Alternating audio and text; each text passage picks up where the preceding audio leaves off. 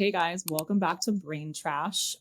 This is our tell-all about drugs, about cannabis, about ketamine, about psychedelics. Over the next 3 episodes, we're going to be going over a lot of really cool things. So my name's Maria. I'm Tabitha. We're Psych NPs, and today we have a special guest with us. So I'll give a little introduction to him, but this episode is going to start with talking about cannabis. So we have something that has pretty much moved from like the gateway drug of, the DARE program when millennials were in elementary school out to the Whole Foods aisles of this is an amazing thing. Let's all try it in bougie dispensaries. So what do we think? Is this like a big pharma great marketing scheme? Is this something that's actually like holistic and helpful? So a lot of polarizing opinions, and we have all very differing opinions here. So it'll be an interesting conversation.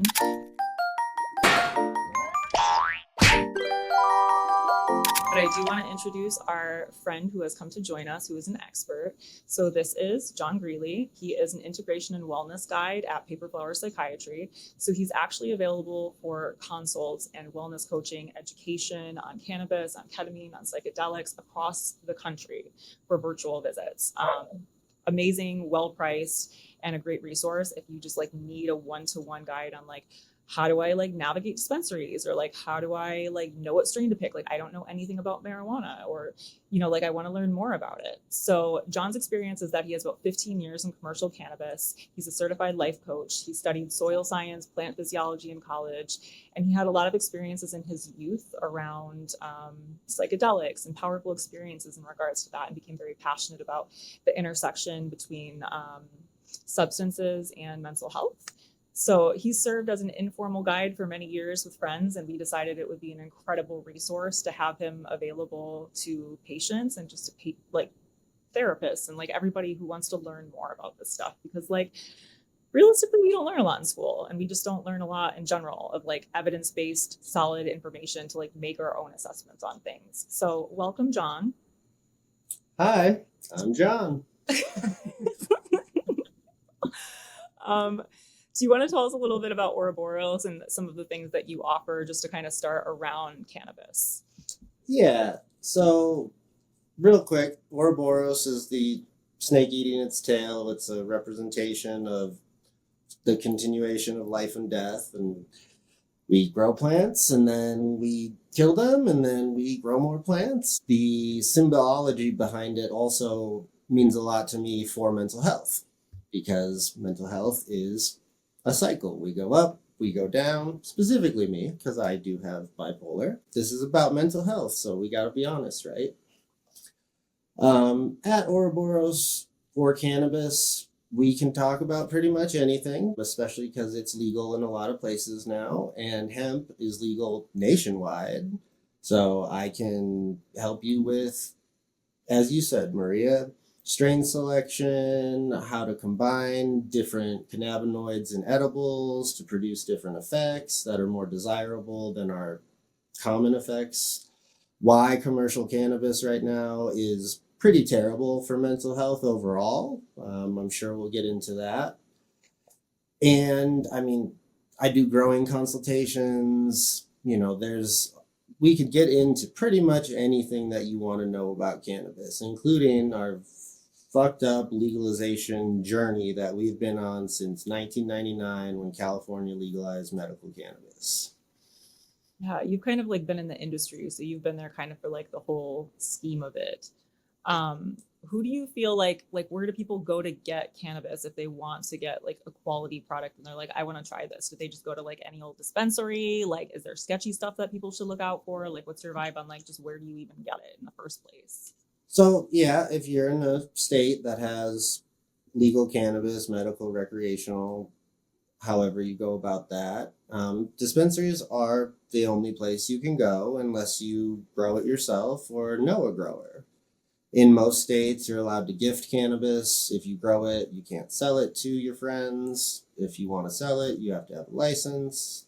And dispensaries are kind of like walking into a liquor store and having no idea what anything tastes like, what anything is going to make you feel like. And the suggestions and advice that the employees at dispensaries will give you can be very helpful depending on that individual, but there's no training, there's no formality to any of this. Strains constantly change in and out. They're grown by different people. The THC contents vary wildly. The terpenes. Pretty much buying cannabis is a crapshoot, and it's trial and error for most people. There's definitely some ways to mitigate undesirable effects to starting out very low and slow, which I would always suggest. But overall, you want to look out for, honestly, the legal THCs that the 2018 federal farm bill legalized hemp and opened up a giant can of worms that the federal government did not anticipate. Delta 9 THC is illegal federally. That's it. So CBD, CBN, THCP, Delta 8, Delta 10, all of those things are legal and easily made from converting CBD into those, which is a chemical process. So for those of us who are like, what the fuck are all these things? What are these deltas? What the fuck is this? What define these? Yeah, so cannabis works on our endocannabinoid system, and it has like 300 and some odd different chemicals that we've isolated from it, and they're finding more all the time in different strains. But your main ones are THC. THC is what gets you high.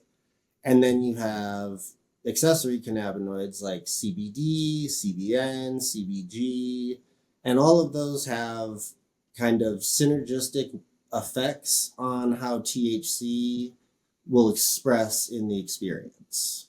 So like pure THC is pretty much a guaranteed panic attack for most people unless you're like an experienced true stoner. It's pretty awful even for someone like me who's been smoking for my entire adult life. The CBD balances that out. So if you combine CBD with THC or some of the other cannabinoids, then you get the differing effects that people talk about. Relaxation, sleep, things like that. But there's more going on there because cannabinoids are just one part of it. Then you have terpenes. And terpenes are kind of aromatic compounds that the plant produces that also influence how THC expresses. So I always kind of describe it as like an old school antenna. Like the cannabinoids are the center rod. Like they are what make it work.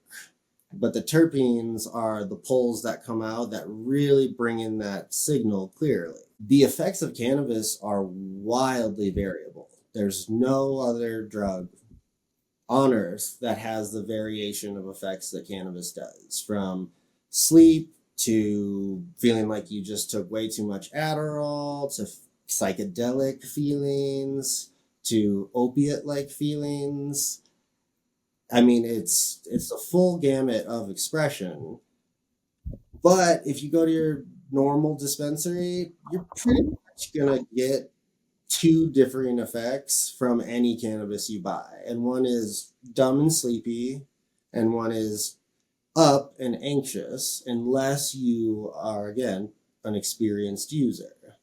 Most people who try cannabis for the first time and try modern commercial cannabis, in my experience, don't have the best experience, especially when they're like smoking a joint with a friend and they take 3 hits. And it's like, whoa, that's way too much.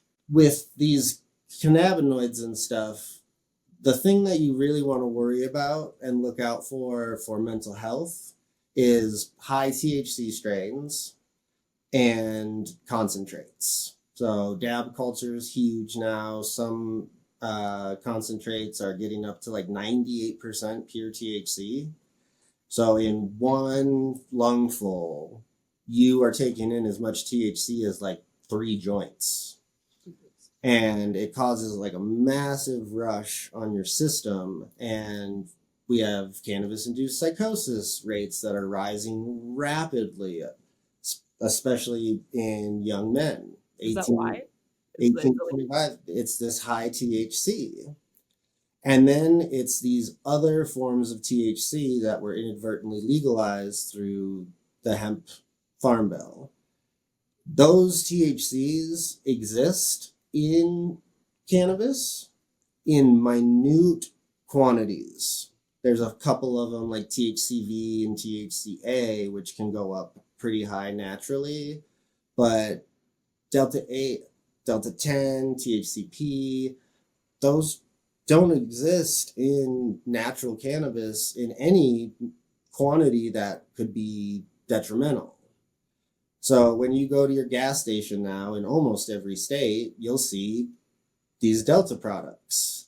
And they are not conventional THC. They are these other forms of THC that are rapidly showing that they induce mental health issues far faster than traditional cannabis does, and far more consistently. I mean, there's stories out there, there's reports of like kids committing suicide, and the only thing they're using is these legal cannabis products. And these terrible stories that parents are giving of like the descent into what is essentially true addiction. I mean, people say pot's not addictive, but fucking chocolate's addictive. Running can be addictive. If you do something every day and your brain and your life starts to depend on it, of course. And quitting cannabis for a daily user is really, really difficult, because for the first 3 days, you're going to feel like something's truly wrong with you. Like being sober for 24 hours after you've been high, maybe 10, 12 hours a day for a heavy user, or even just a nightly user, like it's going to affect a lot of things. So I guess that's the gist of it without getting too much more detailed, specifically to cannabis in dispensaries and legal cannabis. So I have a question for you about what you said with the variability of the different effects just from cannabis itself. Is this because we've spent so much time like isolating out each of these things and that's why there's so many different effects? Or do you mean that in a way of just like, even before we had all of these other Delta 9s and all of the things, you were Delta 8, whatever, even before that, would you say that would be true? Or just because we've scientifically kind of morphed it? So interestingly enough, what cannabis being illegal for so many years did, forcing growers indoors, we won't get too into that, but basically we bottlenecked the gene pool.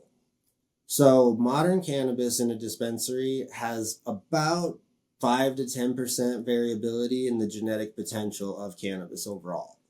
That's why modern cannabis makes you feel consistently similar strain to strain. And those effects are because people bred for THC. They wanted it to be more potent. What happened was many of these terpenes, many of the levels of these other accessory cannabinoids were bred out of the strains. Where like a traditional cannabis back in the 70s, yeah, it was 5, 10, maybe a little over 10% THC if it was well taken care of. But it had decent amounts of CBD and CBN and a diverse terpene profile because all cannabis was imported. It was grown all over the world in all these unique genetic populations from Southeast Asia to Pakistan to South America.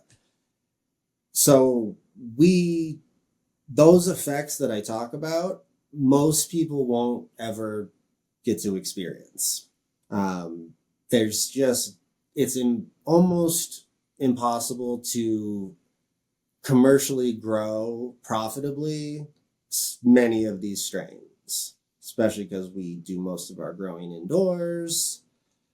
But cannabis also, like anything, is a subjective experience. Who you are, your experiences in life, your issues, any of that stuff can change the effects. And like psychedelics, set and setting is huge. If you smoke something with a high THC content that has very little of anything else going on, many people need to do something.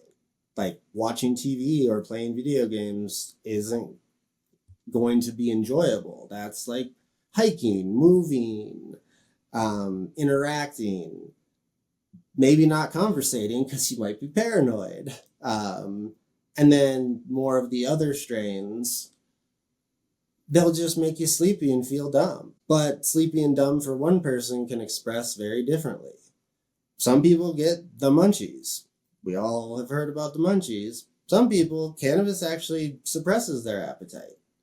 So there is variability in the chemicals themselves and in the subjective effects that the individual has.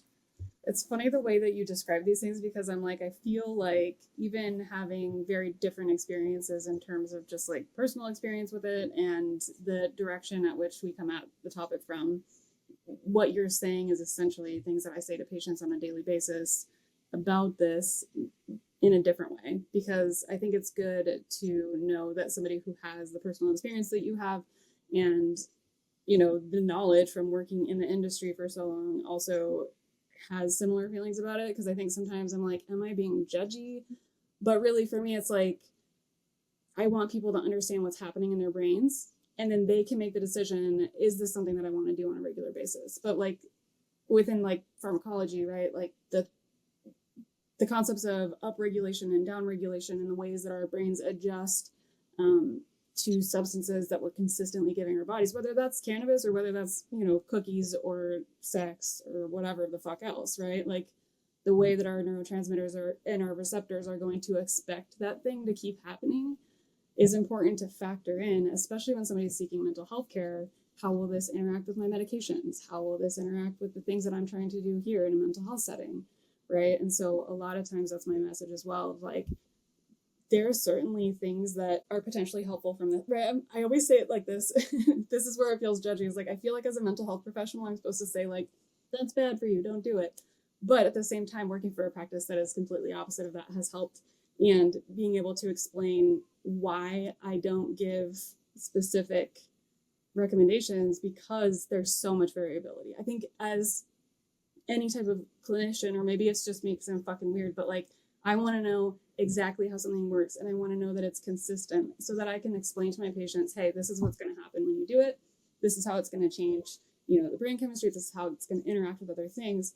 But we don't have that information when it comes to cannabis. Because like you said, you could say, oh, this is the same strain from the same grow, but it's got different THC contents depending on which area of the field you were in, or like which flower you got, you know? So there's too much variability, I think, for healthcare professionals to be comfortable with giving recommendations. But knowing damn well that there is likely benefits, we just can't completely, I guess, conceptualize that with the amount of variability.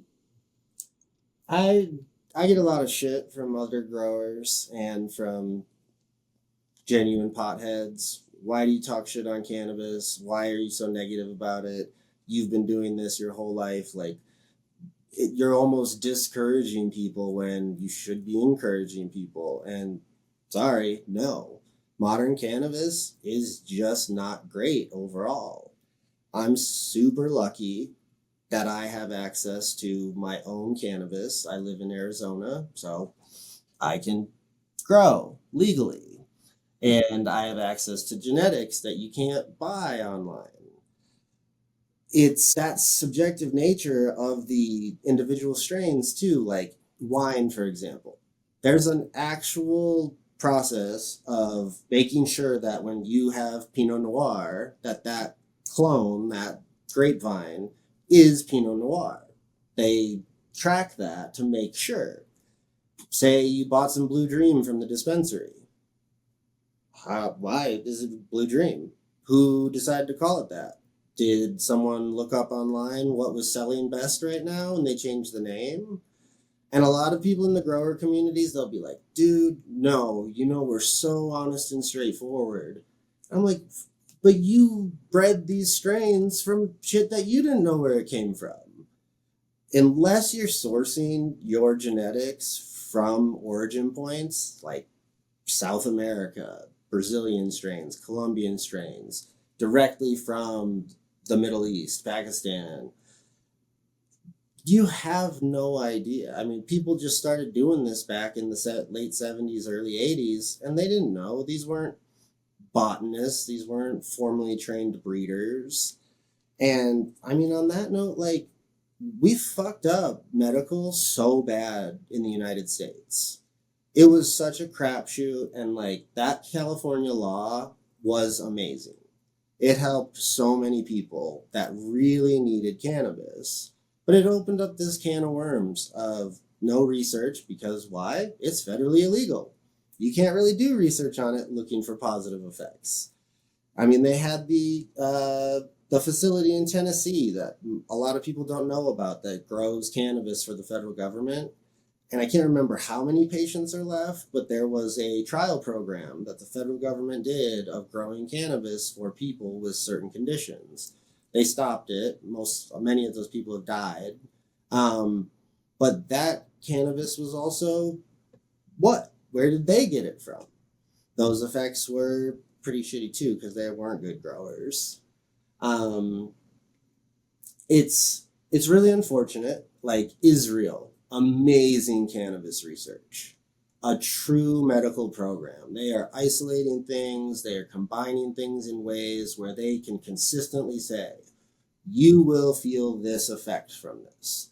It will help with inflammation. It will help with headaches, any number of things. There are some pharmaceutical companies that, we all love pharmaceutical companies that have some products that, like Marinol. Like, you can get Marinol, which is synthetic THC, if you have cancer. That's pretty much the only way. Marinol is pure THC. It makes people really uncomfortable when they take it. But it helps with the nausea from chemo. It helps with a lot of those things. So that's great. But come on, pharmaceutical companies. Why aren't you pushing for it to be federally legal? Because we can grow it. Anyone can do it. Why would they want to legalize something nationwide that you can access at home? And then recreational fucked it up even more because medical doesn't mean anything in any state anymore. You have a medical card, you pay less taxes, and you can buy it at 18 instead of 21. Woohoo! It's the same cannabis grown by the same people in the same kind of crapshoot way. And I'm not talking shit on any of these growers. This is not the growers. They're doing what the market demands. And what the market demands is what these high THC 25-year-old stoners are seeking. They just want the most potent stuff. So why would they grow other things? Of course, there are outliers. Really cool, like California always has the best weed and the most diversity of weed. You can find some dispensaries that really care about this stuff. And those dispensaries generally don't do great. They're not very profitable. They're usually small mom and pop ones. Oregon also has some incredible cannabis and a really cool dispensary system. At one point, there were more dispensaries in Oregon than Starbucks. That's since changed. But yeah, like modern cannabis is just not great. And I'm sorry to all you people out there who think like, no, you're wrong. Like I can tell the difference. You smoke a joint of some pure Colombian landrace cannabis, and then you smoke some pure Pakistani landrace cannabis. This one is like low grade acid, LSD. I mean, it's truly psychedelic. This one is relaxation, sleep, without any of that confusion and dumb feeling. I mean, we've all been around a high person, and you're like, are you okay? Like, and they're thinking they're acting perfectly normal, and you're like, well, okay. Bob gets high all the time. This is just who he is. Okay, but you still know, and you guys especially, you can spot a stoner from a mile away just by talking to him for a couple minutes. I don't know. I don't have much more on that note. If you can, grow your own. If you have a good dispensary, make a good relationship with them. And if you are really committed to using cannabis for any medical ailment, specifically mental health, it's going to be some trial and error. And you are taking a little bit of a risk depending on what your diagnosis is. Like, and this is your guys' realm, but like ADHD, sure, you're probably not going to make your ADHD worse. So this is where I wanted to ask Tabitha specifically, because her argument is yes, science says differently, but like as a person who is autistic with ADHD, like there are times that I am so overstimulated being a mother, like I just need a vape, chill the fuck out and go to sleep, right? But then Tabitha's got lectures for me saying that I don't lecture you. there's some lectures in there for me. I've never lectured you about it. There's low-key lectures. They're low-key on the text, just like, did you know that? Blah, blah, blah, blah. I'm like, well, fuck you.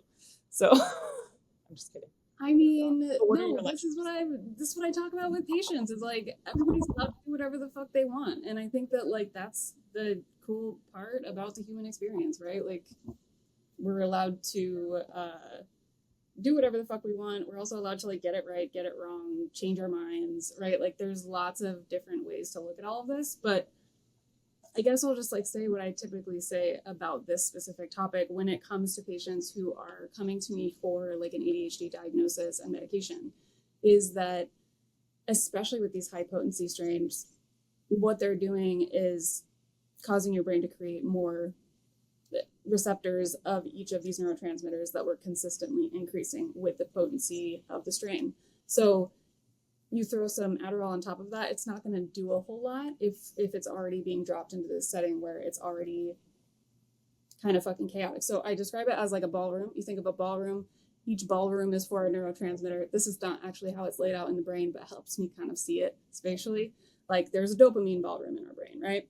And there's like 6 chairs in the middle of this ballroom, and you smoke some weed, like 50 dopamine guys are led into the dopamine room, but only 6 of them can sit down. And your brain's like, oh, fuck, these guys were really fun. I should bring more chairs next time. So it sets out more chairs, right?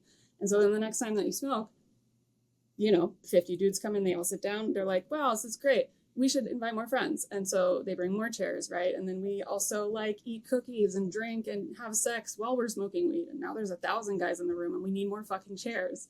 And so our brain continues to add more chairs because it's like, this is great. But eventually, right, that ballroom is piled high to the ceiling with fucking chairs that are on fire. There's people fighting over the chairs. They're broken. They're being stolen. Like, it's an absolute fucking dumpster fire. You can throw an entire, that would have probably been not great advice. You could take your Adderall as prescribed, and it would not do a whole lot of damage on the dumpster fire ballroom for dopamine, right? So really what I typically tell people when we get to the end of this conversation and they're like, well, what the fuck do I do then? Is like, at least maybe let's consider like some tolerance breaks, right? Let's consider resetting the chairs. Because when we take a tolerance break, our brain eventually says, oh, fuck, okay, cool. I finally have like the time and the space to clean this up. And it goes in and resets those 6 chairs in the middle of an empty ballroom. And next time you smoke weed, guess what? It feels fucking amazing because all 6 chairs are full, Yeah, and then the other thing is that there are drug interactions, and that's something that I think that a lot of psych NPs don't understand enough, and a lot of like therapists might not understand, and a lot of just patients might not have the education from their providers, like, or maybe they don't feel comfortable telling them that they're utilizing CBD or THC, but both have interactions with medications like Lexapro, like Depakote, like I don't know what else is in there. Like it interferes with the CYP enzymes, especially CBD. It's going to be interfering with like 3A4, 2C19. So if you're looking at specific medications that are substrates of these CYP enzymes, smoking weed is going to affect, or even just any type, not even smoking weed. I always say that, but that's, all of the forms of doing this thing are going to affect those cytochromes in some way. And that can affect medication metabolism, whether that's like eating it out of your system faster or making it build up more. And then you're fucked with like either sub-therapeutic effects or tons and tons of side effects because there's way too much in your system. So usually that's like the thing with the CBD is it's often increasing these medications. That's like the most common effect is that we'll see that like Lexapro dose will go higher. We'll see that like the Depakote dose will go higher. We see like higher levels of sedation. So this is something critical for parents who have kids, especially who are autistic, that they use CBD to get them to sleep, or they're like, this is kind of like a low-key option for me to use for my kid. Like, let me try it. It's like over the counter. It's safer than using like a prescription medication.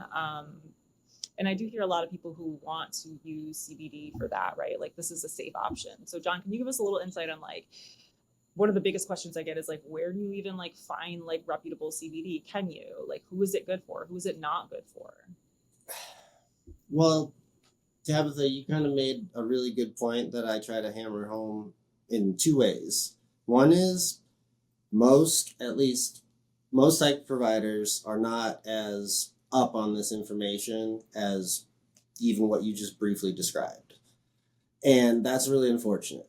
Depending on your state, depending on the person, the practice, yeah, you don't want to tell them you smoke weed because they'll judge you and they'll tell you, no, weed is bad, okay? Like, so that in and of itself isn't great. And then people are going to their providers and not tell them that they're doing mind-altering chemicals. You tell your provider if you drink. You tell your provider if you take supplements. You tell your provider if you're on a classic medication from your, normal doctor. But people are like, oh, I can't tell them I smoke weed. Also, it's just weed. It's not a big deal. Weed is everybody, not everybody by any means, but we got this like idea people have of weed being this like panacea and this super safe thing. That was from these older weeds I was talking about with very low THC concentrations, like Rastafarians, some of the longest lived people ever. They smoke like 4% THC. So it's very different. And also there is a genetic thing there. They have, epigenetic stuff going on where their parents and their grandparents smoked. So their bodies probably, I am not super high up on epigenetics and how that works, except in plants. But yeah, it's so different. So like, don't lie to your provider. And if your provider judges you, find a different provider. Like Paper Flower is amazing because of this. But if you're not in Arizona, look around, ask questions. How do you guys feel about drug use? How do you feel about cannabis? And if they're like, go find someone else. Because if you want to use cannabis and you have a mental health diagnosis, your provider has to know this for all of those reasons. Well, the way that you say that too, I mean, it's super true. I like that you thought of that. And we also have so many barriers when it comes to this because there are a lot of providers who they will drug test you every single time. And if you fail a drug test for any specific substance, they will not prescribe you certain medications, even though we know, right? We know in research, people are much less likely to engage in substance use disorders if they are properly medicated, especially for something like ADHD with a stimulant, obviously given the right person and the right circumstances. But knowing that, hey, if I show up here and say the truth, I might not get the first line treatment, that's really scary for people. And so I can't even necessarily blame them because I see the I don't even know how I want to explain it, but because I just see the way that other providers talk about substance use, whether that's abuse, misuse, or just good old fashioned fucking use, Mm-hmm. Yeah, and I've seen that happen a lot of times, unfortunately, with younger friends of mine, people that I've talked to, where they're like, I was prescribed Adderall and then I got my drug test and now I can't get my Adderall and now I'm fucked. It helped me so much. I also was using weed and it still was helping me. So good for them on that. But now what do they do? Do you shop around for a new provider? That's not how it's supposed to work, right? Like the system is flawed in this way that you can be told that you won't get the help you need just because of a failed drug test. And for a lot of these people, it's one failed drug test. It's not like, oh, we'll give you a second chance, come back in 30 days. That's fucked. Well, and I guarantee you those people already shame the shit out of themselves all the time. And so receiving that just one, hey, I failed one and now I can't have this medication that's crucial to my like existence. Obviously this is going to perpetuate that for them. And then typically what are people going to do? They're going to self-medicate, right? So whether that means smoking more weed or looking for other drugs or just fucking doing anything else that's going to give them any kind of morsel of dopamine that they were getting from their medication. People with ADHD love cocaine. Or hate it because it makes them super tired and all their friends are having fun and they're like, That's true as well. Like, why are you so calm right now? Oh, I don't know. John, to go back, where do we get the CBD, homie? Where are we going for the CBD? We scrolled. I know this isn't what you want to hear, but I do not recommend specific products from the hemp industry because it is so wildly poorly regulated. You can like look into your CBD, like you want to do what Oprah's suggesting or Martha Stewart, just read the lab results to see what else is in there. Heavy metals, are they getting their CBD from fucking China? And it's way cheaper, but it's terrible, terrible adulterated stuff. Or are they like, have integrity and they're making like a pure CBD product? But there's no regulation of saying that.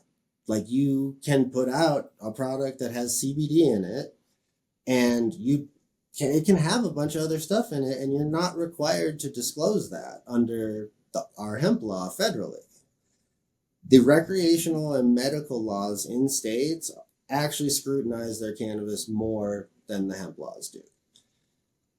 Yes, do you test for pesticides and heavy metals and fungal pathogens? Great. But also, these testing companies are private. They're poorly regulated. I have sent a sample from the same plant to 5 different labs and got 5 completely different results. So that's not helpful in and of itself. The legal hemp industry is just kind of a crapshoot, and CBD is hyped up a little bit more, not a little bit more in my opinion. It's hyped up more than I think it should be. CBD doesn't work nearly as well if it doesn't have even a tiny bit of THC with it. I mean, I recently suggested to someone really low THC with a decent amount of CBD in it. And they were like, cannabis usually makes me anxious. That really helped them. So, yeah, the hemp stuff, and like I was saying with the legal hemp THC stuff, if that's your only option because your state doesn't have medical or recreational, which is pretty rare unless you're unlucky like me and you're from fucking Wisconsin,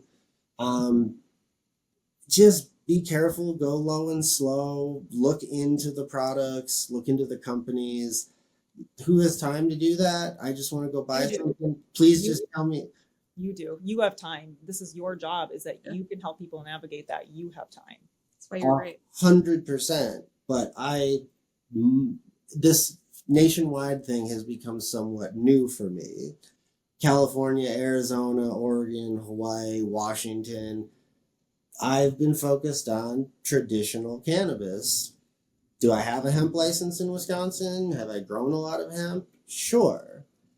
The specific products, yes, Maria, I will. I will do a deep dive on the top 10 suggested brands from fucking ChatGPT or something and get back to you with what ChatGPT was wrong about. That's actually great. So like this is important for like you're kind of talking to the realm of like adults who want to experiment with this. But for parents who are interested and have kids who are autistic, especially if they're like level 3, they're nonverbal, they're not sleeping, they're really agitated, right? Like there is some evidence that like CBD could help. And some people are just so desperate. They're like, let me try anything at this point, right? And you can't give your kid CBD with a little THC, because Oh, that yeah. came back, right? Like CPS is called now, like everyone's involved. You're drugging your kid. Like, how dare you? And like, it's fucked up in so many different realms. So like, if there are parents who are kind of feeling lost and like, you're like, read these reports and like, look at heavy metals, or like, what are you fucking talking about? You are the person that they could go on the website and kind of like say, like, help me read these, help me understand this, like, help me understand what's wrong with this, help me understand like a better option, right? So maybe we can link it in the description or something, because I can't remember it right now. But like, there are some very, very intelligent PhD people who can help you out with this more. Are they going to be able to recommend brands? Probably not. But if you're talking like true medical use of CBD, that's something a provider should be able to help with as well. So we're talking over the counter here, homie. I know, and that's the problem, because it's not actually medically regulated. So if you're in a medical state, go get CBD from the dispensary. If you live in a state with medical marijuana, go to the dispensary. 100% get pure CBD from there. That is your best option by far. If you're going to get over the counter, make sure the CBD is sourced in the United States, grown here under our rules and laws. Make sure that it isn't adulterated with anything else, that it's just pure CBD.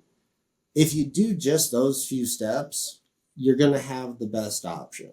So there's like these processes for like micronizing CBD so that it crosses, and it's a lot of it's actually bullshit, but they'll hype it up. Perfect. And like, again, like, this is kind of one of those things that if you're having trouble navigating these things, you don't have the time, the energy, the focus, the executive function to go forward and do this research. Like, you could meet with John virtually and do like a consult. You could do a quick like 15-minute consult. I think it's like $25. You could do like a 60-minute deep dive. You could do a 90-minute, and it's like very much personalized to you and to kind of like, what are your needs? What are you looking for? Like, do you need help navigating these things? Are you looking for yourself? Are you looking like for CBD for your autistic kid because no one else is helping?